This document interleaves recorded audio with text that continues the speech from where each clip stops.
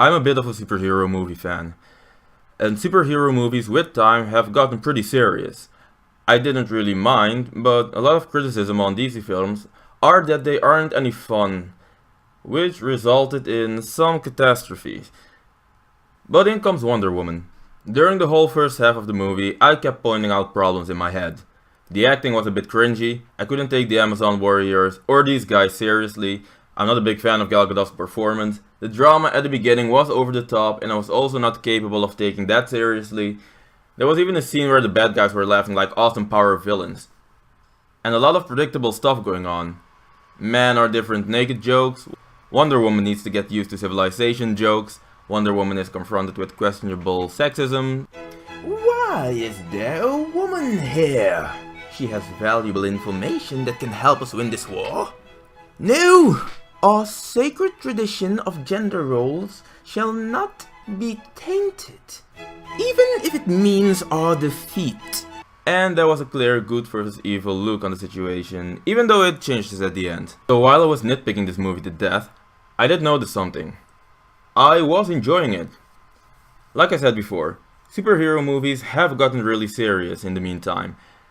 And though Marvel has figured out a way to have their movies a bit more light-hearted and fun, it wasn't dumb levels of fun.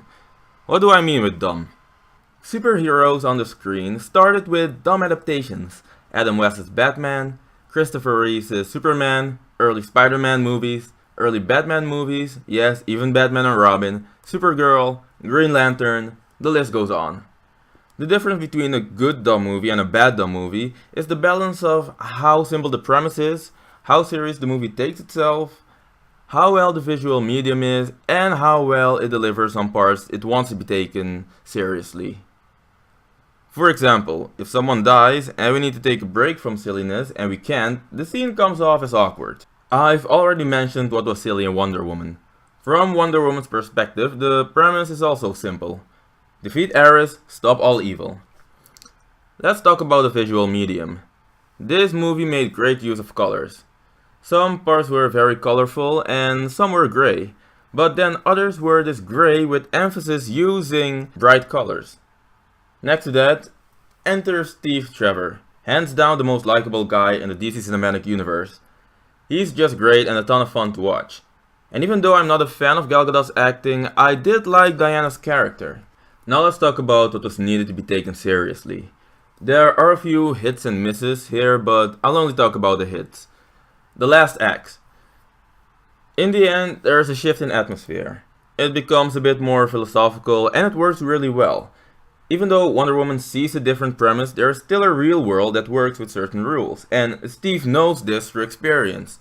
So, there's a moment where both Diana and Steve, their means to the same objective, start to change, and at a certain point, it even looked like their objectives were starting to differ.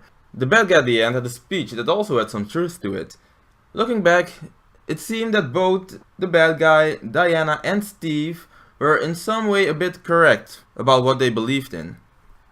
The last fight did become a bit dumb again though, and it was Batman v Superman levels of dumb.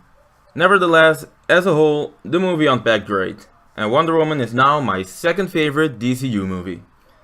So, do you agree or disagree? Feel free to say so in the comment section below, and I will see you next video. Bye!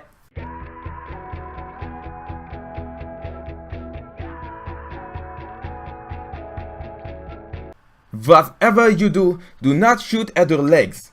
Our sons will fight Captain America one day and they need to be prepared.